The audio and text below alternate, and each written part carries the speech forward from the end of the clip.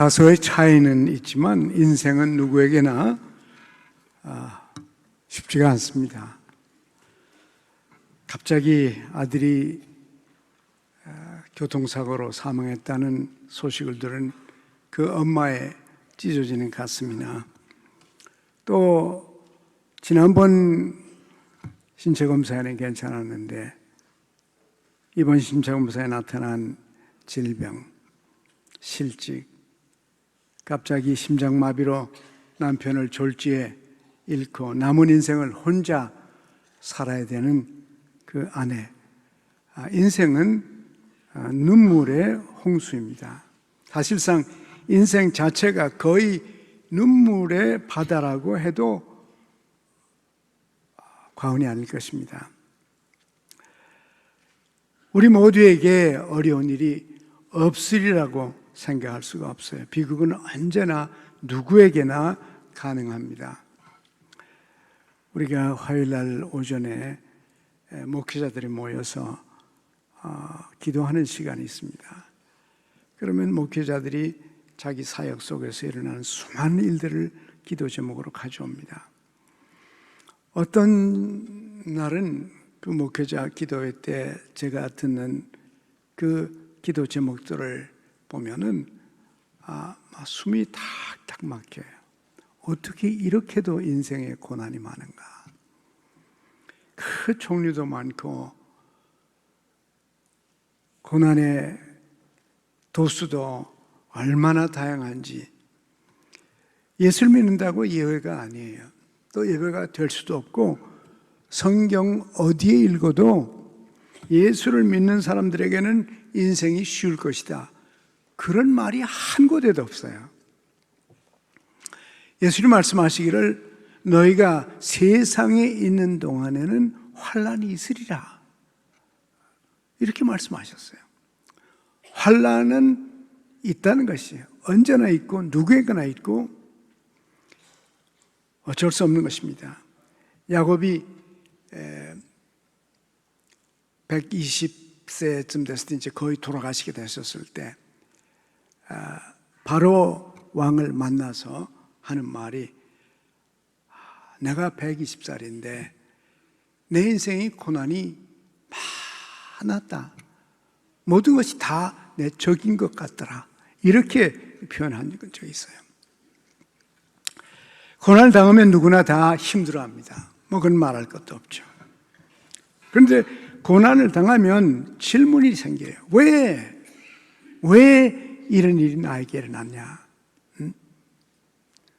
그 생각 다음에는 왜 하나님이 나한테 이렇게 힘들게 하나?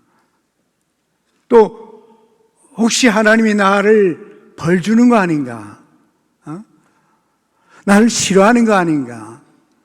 나를 미워하는 것이 아닌가? 이런 부정적인 생각이 우리 머릿속에 떠올라서 때때로 시험을 당하기도 하고, 또 하나님과 거리가 멀어지기도 합니다. 물론 어떤 시련은 죄의 결과인 것이 있어요. 우리가 가만 보면은 자기가 잘못해서, 잘못 판단해서 실수해가지고 자기 자신의 괴로움을 일으킨 일들이 많이 있습니다. 저도 가만 보면 그래요. 조금만 생각을 잘했으면 불필요한 고통을 안 당할 텐데, 어느 분이 휴가를 갔다가 돌아와가지고 운동 안 했다고 운동을 2배를 했답니다. 그래서 두루 누워서 병원에 입원했어요. 그것도 젊은 사람이 모르는데 연세가 많으신 분이 아무리 그동안 운동했더라도 2배를 하면 어떡합니까? 그래서 많은 돈을 병원에 갖다 줘야 되고 병원에 입원을 해야 되고, 뭡니까? 우리의 판단력, 우리의 지혜 부족, 수많은 일들이 우리 스스로가 자초한 거예요. 우리가 실컷 잘못해놓고 하나님 왜 이러십니까? 뭘 왜 그래? 내가 그래 놓고 그런 일들이 많이 있어요. 대부분이 그런 일들입니다. 우리가 잘못해서 그래요. 잘못한 게 많아요. 그런데 물론 그런 것도 있지만요, 내 잘못만이 아니고 남의 잘못 때문에 고생하는 것도 있어요. 그잖아요. 담배는 남편이 피는데 아내가 피암에 걸리는 거예요. 간접 흡연이라고 그러죠. 이제는 이것도 알아서 이제는 무척 많이 조심하지만 옛날엔 그냥 계속 담배 피웠고 그냥 계속 담배 연기를 마셨죠. 뭣도 모르고 그냥 마셨다고. 이제 알고 보니까 피암에 걸리고 나니까 그것이 간접 흡연이었다. 내 잘못 아니에요. 남의 잘못 때문에 이런 일들이 있죠. 또 그런가 하면 자연 법칙에 따라서 일어나는 어려움들도 많이 있어요. 재난도 많이 있잖아요. 홍수가 난다든지 지진이 난다든지 화산이 폭발한다든지 이런 것들, 벼락이 친다든지. 우리나라 그 좋지 않은 말 가운데 벼락 맞아 죽으라고 어떻게 해서 그런 것만 골라서 하는지.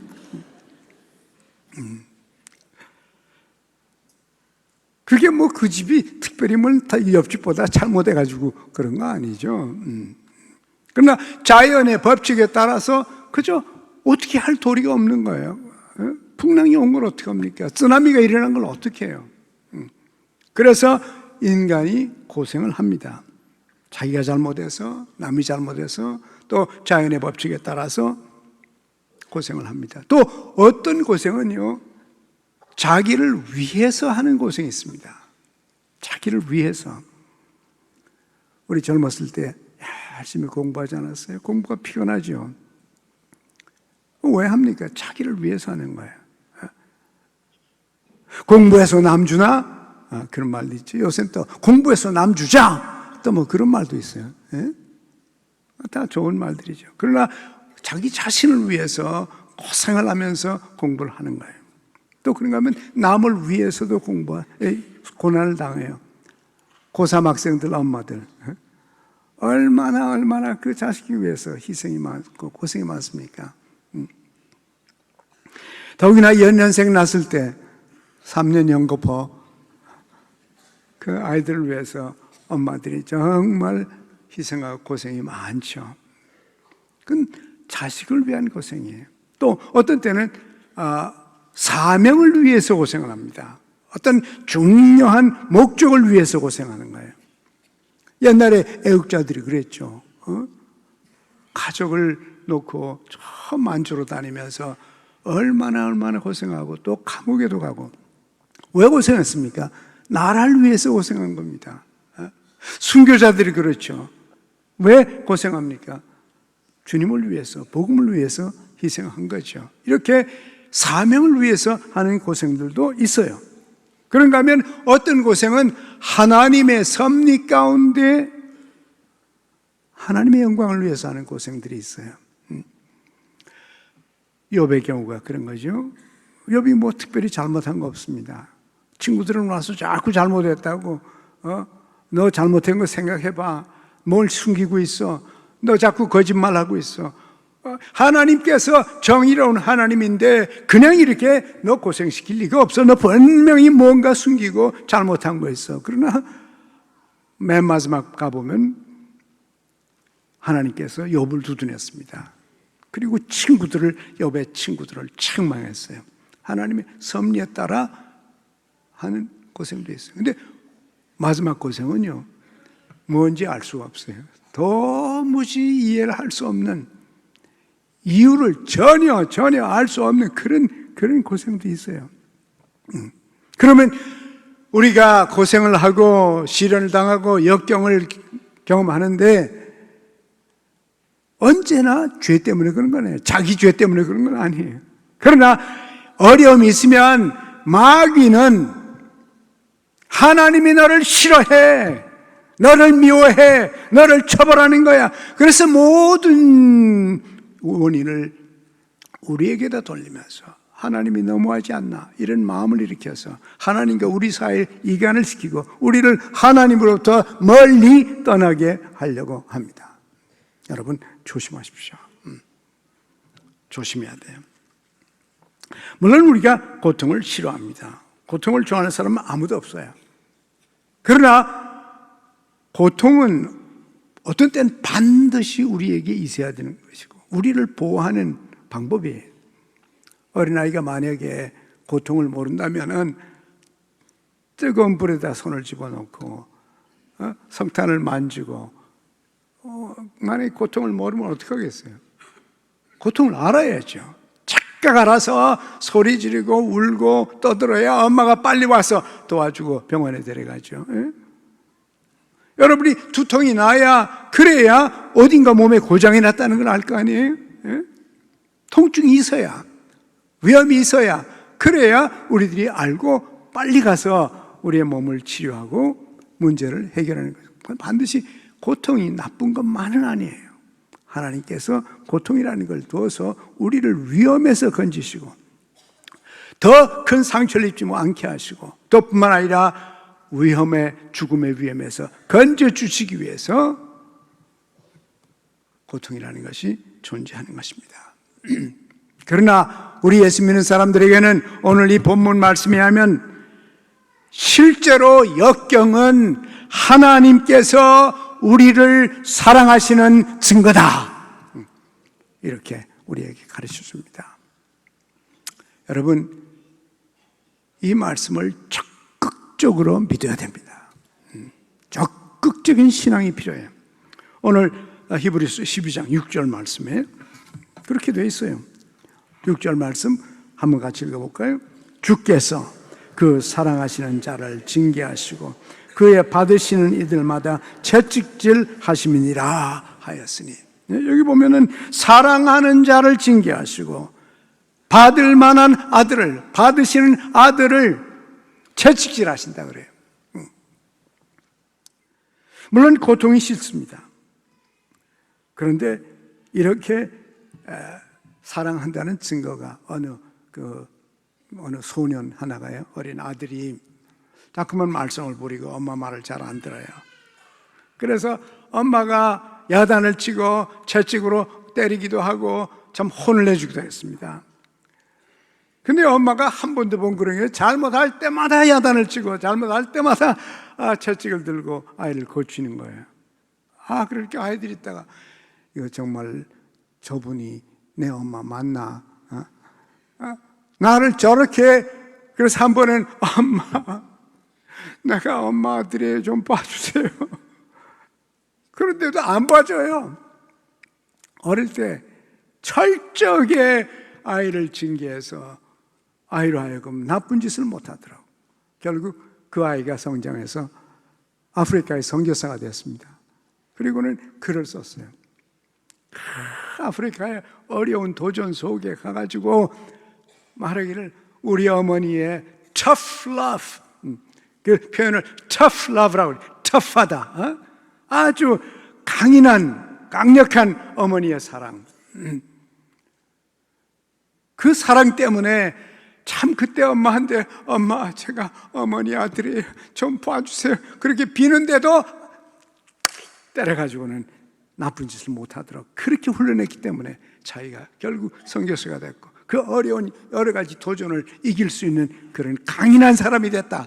그리고는 어머니가 안 돌아가셨는데 자기 어머니에게 고맙다고, 어머니가 나를 이렇게 강하게 키워줘서 감사하다고 이런 글을 썼더라고요. 그렇습니다. 어느 아들이, 어떤 아버지가, 어떤 어머니가 그 아들을 징계해서 올바른 아이 되라고 채찍질 안 하겠습니까? 인간 부모도 채찍을 통해서, 책망을 통해서 그 아이가 온전한 아이가 되기 위해서 훈련을 시키는데, 하물며 우리 하나님 아버지께서는 여러분과 저를 이 시련과 역경을 통해서 인생을 제대로 살 수 있는 사람으로 만들어 주시는 것입니다. 여러분, 역경은 언제나 있어요. 누구에게나 있어요. 차별이 없습니다. 사람의 차별이 없어요. 우리 많은 인생을 사신 어르신들 여기 많이 계신데 축하드려요. 그동안 수고 많이 했어요. 이제 얼마 안 남았어요. 조금만 더 시련 받으면 돼요. 조금만 더 가면 됩니다. 그러나 여러분 젊은이들 축하합니다. 장장 갈 길이 멀어요. 그렇습니다. 피할 길이 없어요. 피할 길이 없기 때문에 일찌감치 역경의 의미를 배워야 됩니다. 깨달아야 됩니다. 훈련을 해야 됩니다. 그래야 나머지 평생을 우리들이 거뜬히 살아갈 수가 있어요. 거뜬히 살아갈 수 있습니다. 이런 역경이 생기면, 어려움이 생기면은 적극적으로 참아야 됩니다. 적극적인 믿음이 있어야 되고 적극적인 인내가 있어야 돼요. 그래서 야고보서 그래, 너희가 인내를 온전히 이루라, 즉 인내를 완성하라. 왜 그렇습니까?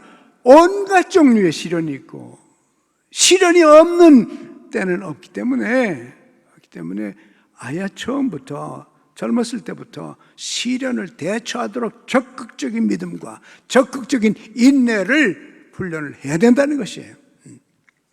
그런데 여러분이 인내를 소극적으로 하면은 큰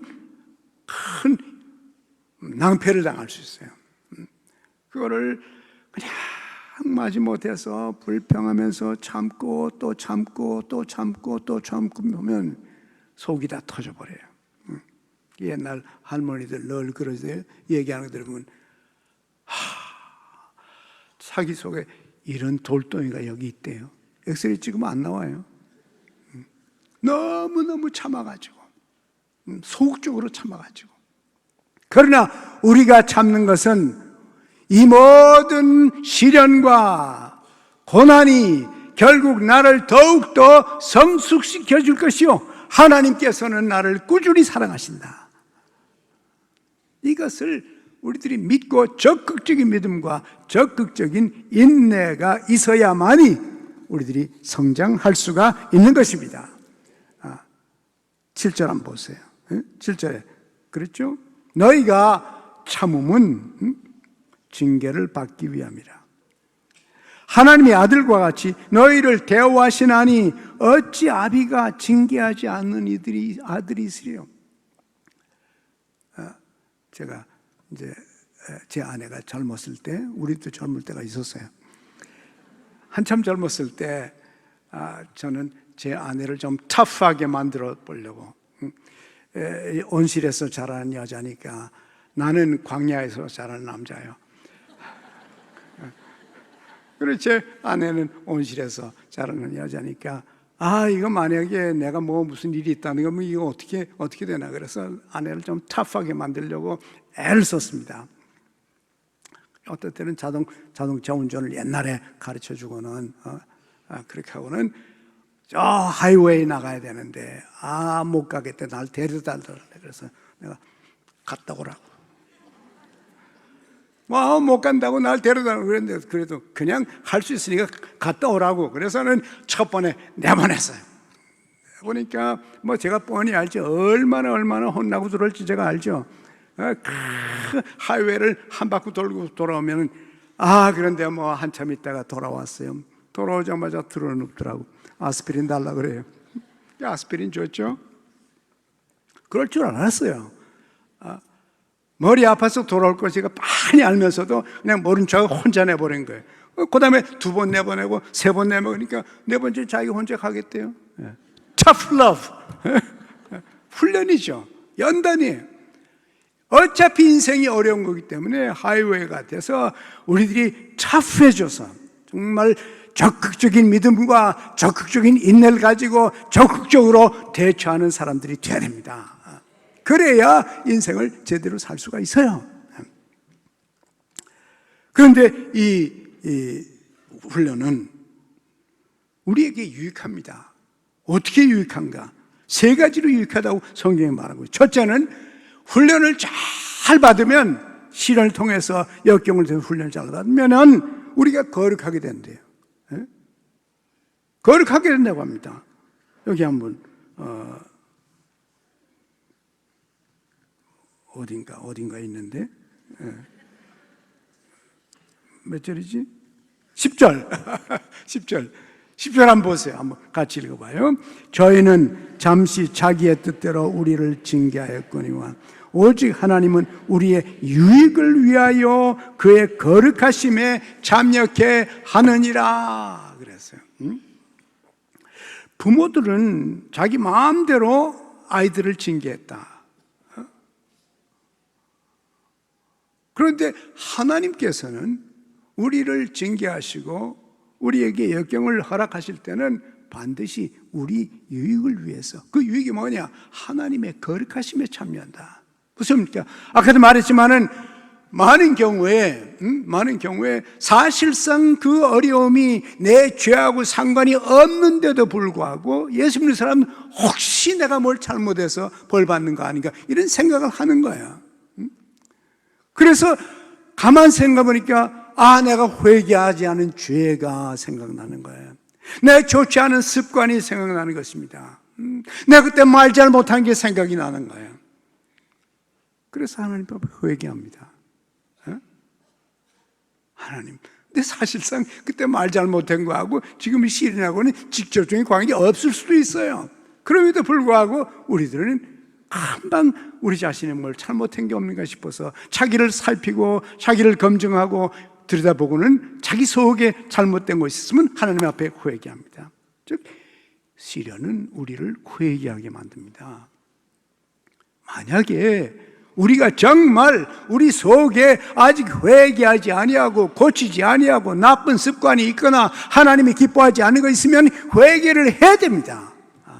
그런 기회를 통해서 설령 그 잘못과 지금의 고난과 직결된 건 아니라 할지라도 나에게 생각나게 해주시는 잘못이 있으면 숨겨놓고 부인하고 변명하고 할 것이 아니라 하나님은 이미 아셔요. 하나님이 모르는 죄를 회개하라고 그럽니까? 모르는 죄를 고백하라고 그럽니까? 그렇지 않습니다. 여러분은 생각 안 했지만은 하나님이 불꽃 같은 눈동자로 우리의 언행심사를 다 보고 계신데, 전부 다 보고 계신데 하나님께서 회개하라고 할 때는, 또 그런 죄를 생각나게 할 때는 그것이 직접 관계가 없더라도 여러분이 회개하고 훈련받고 그리고 깨끗해지시길 바랍니다. 하나님의 목적이에요. 하나님 목적입니다. 작은 것 하나라도 생각나는 것은 빨리 회개하고 돌이켜서 우리들이 거룩한 백성으로 변하게 되기 위해서, 이런 유익을 위해서 하나님께서 우리에게 역경을 주신다고 말씀하셨어요. 그래서 결국 우리 믿는 사람들은 역경을 당하면 우리에게 유익입니다. 우리에게 축복이 됩니다. 둘째는 의의 평화로운 열매를 맺게 한다고 그랬어요. 평화로운 열매를 맺게 한다고 11절에 보니까 함께 읽어볼까요? 무릇 징계가 당시에는 즐거워 보이지 않고 슬퍼 보이나 후에 그로 말미암아 연달한 자에게는 의의 평강한 열매를 맺는다. 연단한 자에게는, 하나님께서 연단하시면, 채찍을 드시면 채찍으로 받아서 하나님께서 저를 사랑하셔서 채찍을 주시니 감사합니다. 내가 깨닫고 회개하고 거룩하게 되게 하십니다. 이렇게 하면 결국 평화의 열매가 우리 속에 나타난다는 것입니다. 왜냐하면 앞으로도 계속 인생을 살아야 되는데 우리가 원치는 않지만 시련이 오거든요. 근데 미리미리 준비되고 훈련되고 연단되지 않으면 계속 불안하죠. 또 조그만 일이 있어도 걱정 태산이요, 고민이요, 잠 못 자요, 밥 먹어요, 밥 못 먹어요. 조그만 시련이 있어도 연습이 안 되고 훈련이 안 되고 감당을 못하니까 그렇게 된단 말이에요. 그러나 훈련을 잘 받은 사람들은 시련이 올 때마다 한 가지 배우고 또 한 가지 배우고 또 한 가지 배우고 이렇게 계속해서 배우면서 삶의 지혜를 터득한 사람들은 벌써 이제는 여러 번 겪었기 때문에 웬만한 많은 시련이 와가지고는 끄떡도 안 한다고 말이에요. 제가 이번에 이제 고난의 신학이라고 하는 지금 책을 썼거든요. 그래서 어저께 원글 남겨줬는데 이제 그 서론을 쓰다 보니까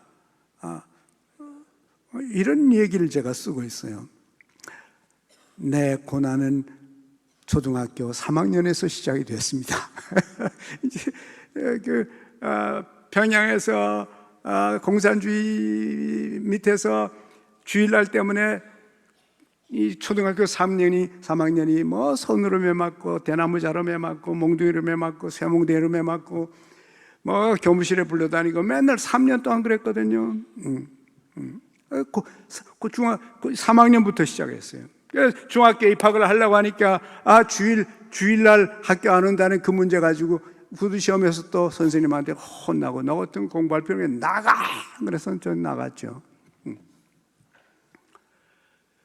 예수 믿는 것 때문에 그 어려서부터 그렇게 고난을 받았어요. 이제 이산 가족이 돼가지고 비난 와가지고 어린 시절 이모 집에서 자라나면서 참 외로움과 싸우느라고 참 힘들었어요.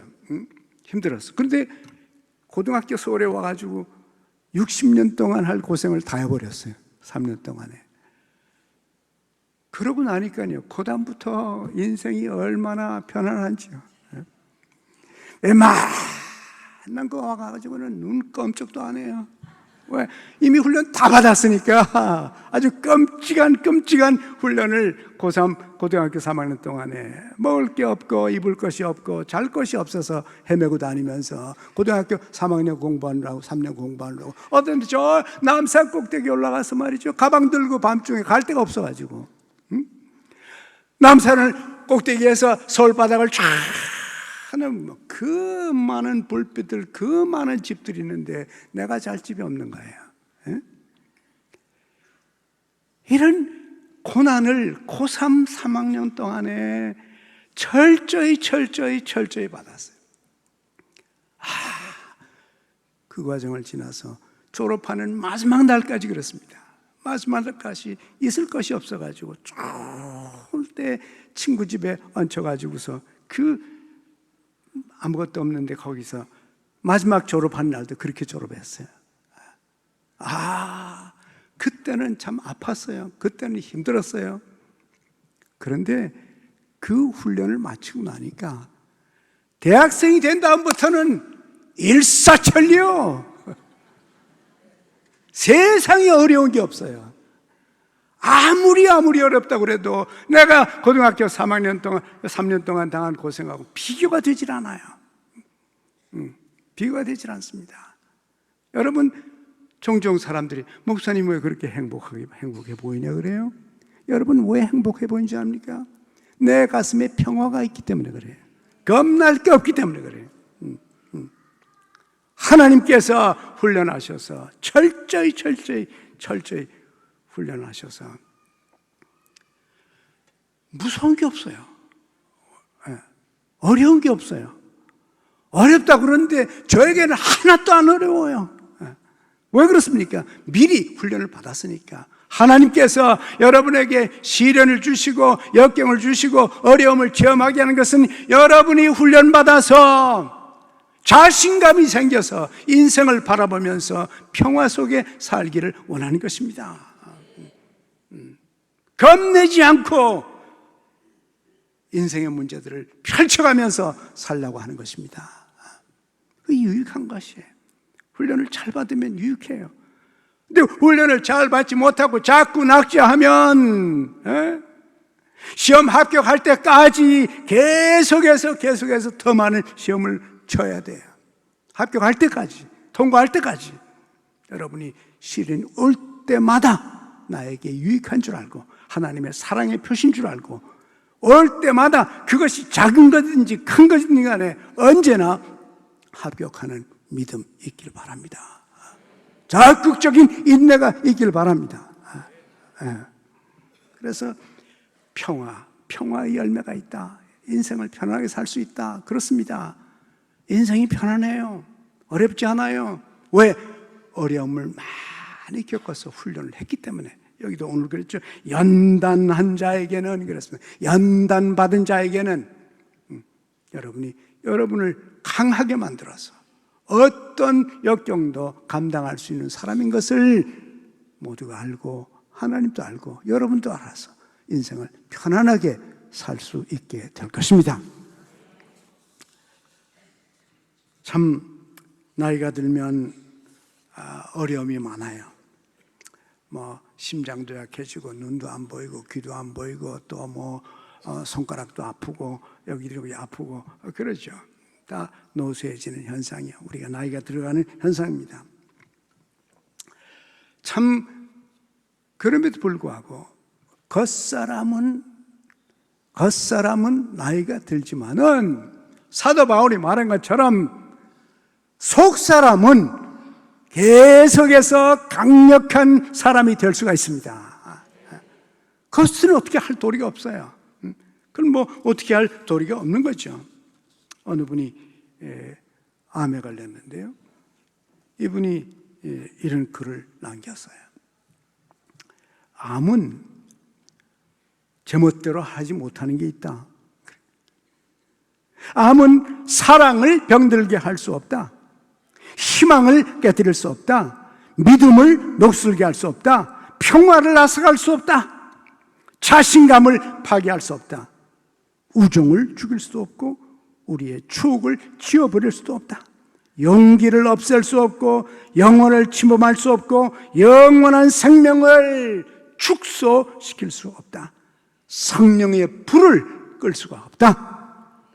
암은 부활의 능력을 약화시킬 수 있는 능력이 없다. 지금 이 묘사가 무엇입니까? 암을 거쳐가는 사람이 암을 볼 때도 믿음이 있으니까, 그 속에 믿음이 있으니까 하나님을 신뢰하고 영원한 소망을 갖고 살기 때문에 그 속이 강해져서 암을 통과하면서도 이런 멋진 글을 쓰는 것입니다. 이것은 강한 자만이, 연단받은 자만이, 가치를 아는 사람만이, 믿음이 있는 사람만이, 적극적인 인내가 있는 사람만이 시련이 우리에게 유익하다고 믿고 살면서 경험하는 사람만이 쓸 수 있는 글이에요. 여러분도 어려움을 당할 때 이와 같은 글을 쓸 수 있길 바랍니다. 우리 속이 강해져서 많은 연단을 받아서 강력한 하나님의 사람이 되기를 간절히 원합니다. 불치병이라도 여러분의 영혼을 함부로 건드리지 못하게 하십시오.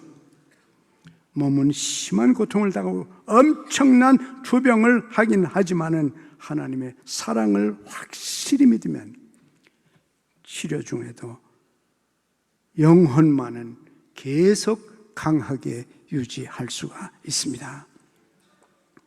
시련을 허락하시는 하나님의 목적을 우리가 이해하면 어떤 시련도 우리를 낙심시킬 수가 없습니다. 세 번째 유익은 하나님의 사랑의 손길을 보면 힘이 솟아오른다는 겁니다. 그 손이 나를 괴롭히려는 손이 아니라 하나님의 사랑의 손이다. 약해졌던 내가 새 힘을 얻고 새 용기를 얻고 내가 몸도 마음도 영혼도 강건해진다는 것이에요. 역경 속에 있는 하나님의 사랑을 깨달을 때 우리는 처져 있던 손을 들어 올릴 수가 있다. 12절 한번 보세요. 히브리서 12장 12절 우리 같이 읽어보십시다.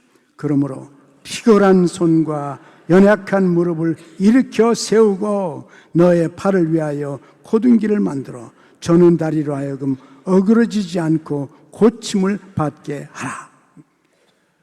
시련을 당하면 기운이 빠지니까 손이 처지죠.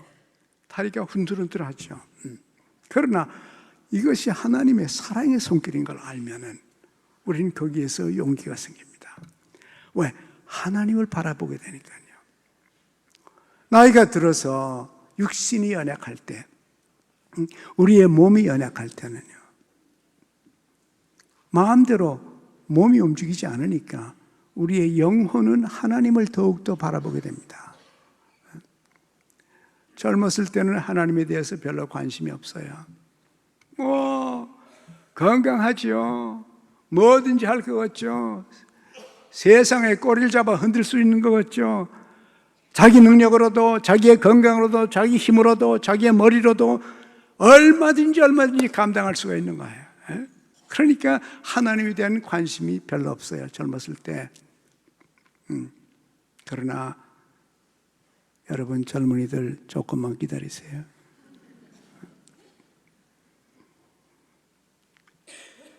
우리가 연약해질 때 하나님이 잘 보여요.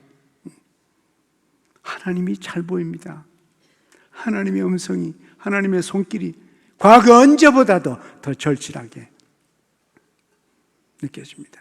여러분, 연세 많으신 분들 수고 많이 하셨어요. 우리가 하나님 나라 도착할 날이 별로 많이 안 남았어요.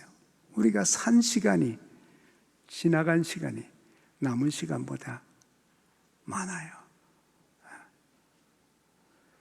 오늘의 역경은, 오늘의 시련은 잠시요, 다 지나가는 것입니다. 우리는 영원을 향해서 영원히 아픔도 눈물도 고통도 없는, 한숨도 없는 그 나라를 향하여 우리는 계속해서 전진해 나갈 것입니다. 훈련을 해야 됩니다. 몸을 쳐서 복종을 해야 됩니다.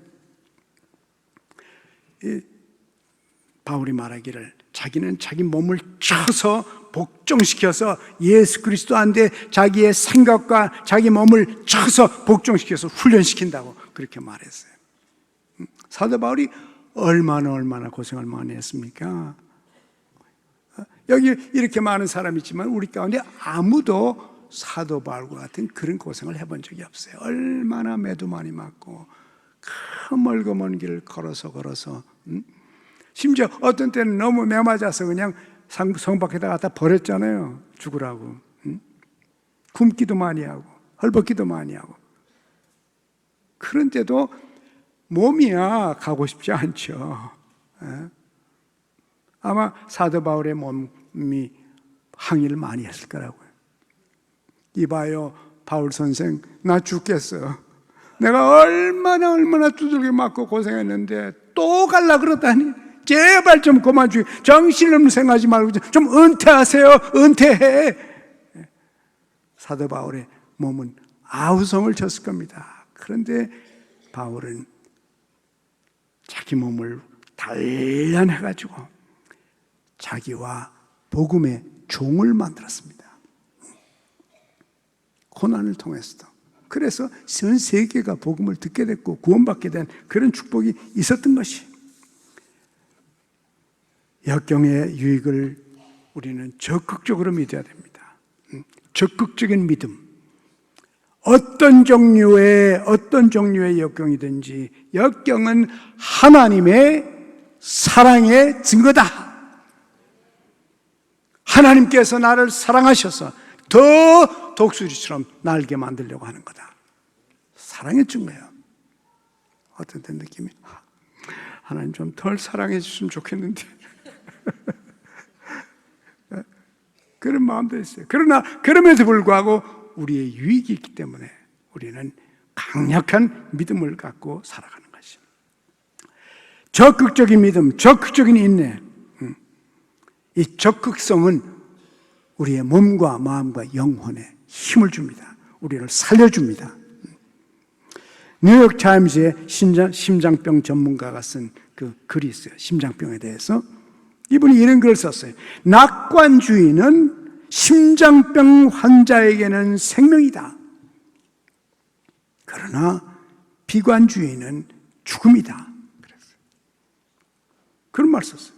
그 다음에는 건강한 인생관은 심장병을 낫게 한다. 보세요. 건강한 인생관이에요. 심지어 역경과 고난도 보는 그 눈이 건강하단 말이에요. 건강하면 심지어 심장병마저도 낫는다. 이런 글을 썼더라고요. 여러분, 역경에 대해서 어떻게 믿고, 역경에 대해서 어떻게 참고, 역경이 얼마나 유익한 것인지를 우리가 잘 이해해서 어떻게 반응한가에 따라서 역경은 축복이 될 수도 있고, 역경은 고통이 될 수가 있습니다. 만약에 우리 삶 속에 잘못으로 인해서 고난을 당하고 있다면 여러분과 제가 회개하고 하나님께로 돌아오시기 바랍니다. 그래서 역경을 통해서 깨끗하게 순금처럼, 영광로 속에 들어갔던 순금처럼 우리가 거룩해지기를 원합니다. 하나님의 손길을 보고서 힘을 얻어야 됩니다. 그래서 우리 앞에 놓여 있는 인생의 경주를, 인내를 가지고 여러분과 제가 힘껏 달려서 승리로 골인하게 되길 바랍니다. 하나님 아버지, 역경을 통하여 우리에게 훈련시켜 주심을 감사합니다. 훈련을 잘 받아서 남은 인생도 어떤 종류의 역경이 오더라도 더 많은 유익을 누리게 하여 주옵소서. 하나님의 사랑을 감사하며 인내를 가지고 우리 앞에 놓인 경주를 달리게 하여 주옵소서. 우리의 눈을 예수 그리스도에 고정하고 달리게 하여 주옵소서. 예수님의 이름으로 기도합니다.